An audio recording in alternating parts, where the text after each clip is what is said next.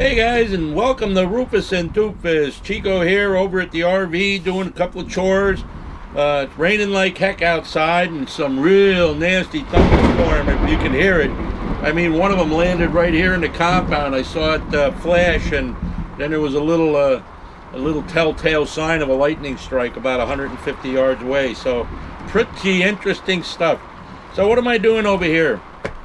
Well, as you guys know, quite a while ago I removed the old television from here, and it was one of those, you know, old tube, cathode ray tube TVs, very heavy, very small, very ugly, took up a lot of room up front, even though it was small, because, you know, those things are like that long with a screen about that big and really nasty. So if you guys remember, I left a big gaping hole up front, and I said, one of these days I'm gonna get around to fixing that. Well, one of these days is now. You know, feeling a little better, getting closer and closer to making the move here. So I wanted to at least get that ready to receive the TV. Got my handy dandy drill and stuff here with me today. And let me show you the TV mount that I've got. Alrighty, this is the TV mount that I've got, and it hangs from the ceiling just like that, okay, and then it folds up and stays just like that, and it's got a pretty good locking mechanism there that's not going to allow it to come down with vibration, but by the same token it unlatches quite easily with a little touch of the finger, opens back up, and that's that. Now, this mount was supposedly only good for up to 37-inch TV, and yes, that's true. And the reason that there's a limit on the size is because if the TV is too big, not a problem when this is folded up like so, but it's a problem when you open it up, because the TV is going to be longer than what's, you know, it's going to hit the ceiling, all right, if it's way up here. So that was a problem, and I knew it was going to be a problem, but guess what? I have a 43-inch TV, and I wanted to make this work.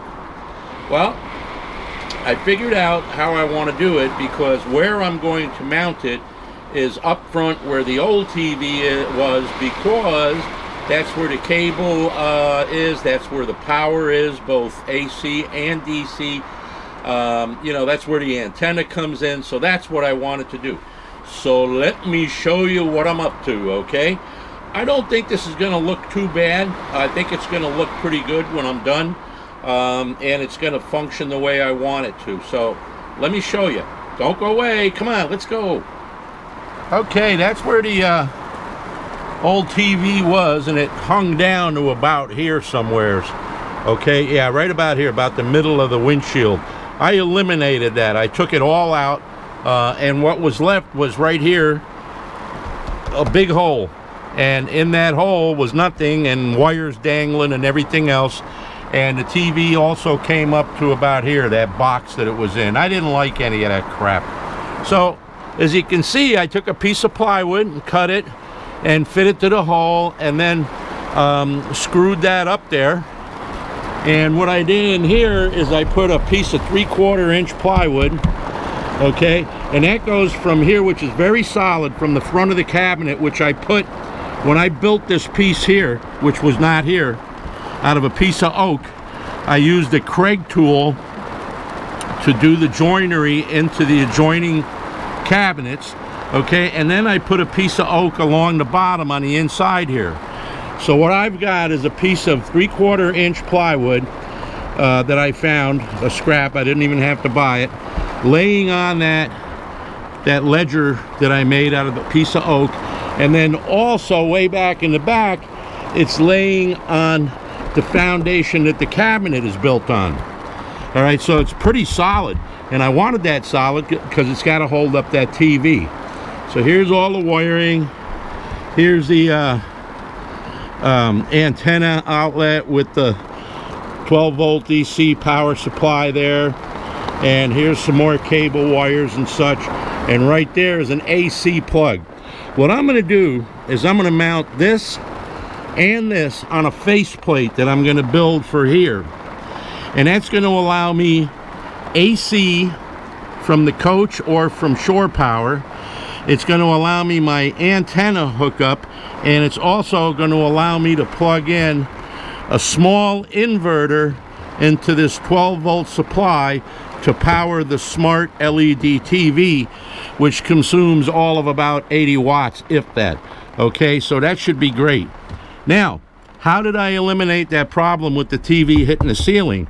Well, if I mount it here, okay, what's going to happen is that the TV is going to swing out this way.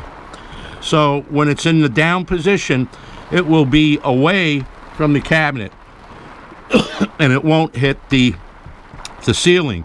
So that means I have to position my mount way out here. Another thing is that the clearance from here to here has to be a minimum of 22 inches, and I don't quite have that. So, back to the drawing board. All right, so that's what the mount's going to look like in the up position, and I'm going to have it mounted on a block of wood that's going to fit between there. And that's going to make me bring this out a little bit forward so that I get my clearance to the windshield. So the TV will be right up there out of the way, poking out a little bit. And let me show you the piece of wood that I've got that's going to do that. And as I said, when that opens up, it'll allow the TV to swing up in front of this faceplate right here. And the TV will be out here somewhere, so it's got all the room in the world, and that won't be a problem with the ceiling. Alrighty, let me show you the piece of wood that I've got. Alrighty, this is just a 2x6, and I've traced the mount, as you can see right here, out, and I've also pre-drilled some mounting holes here. They're small yet, but they will be for a very hefty bolt that'll go right through there and bolt to the plywood that's up inside the cabinet, which should make this very rigid. And let me show you how that's going to fit up there, okay? Okay, I'm trying to hold it by hand. I know it's crooked, and I know a lot of you guys are going to, oh, that looks crooked. Well, guess what?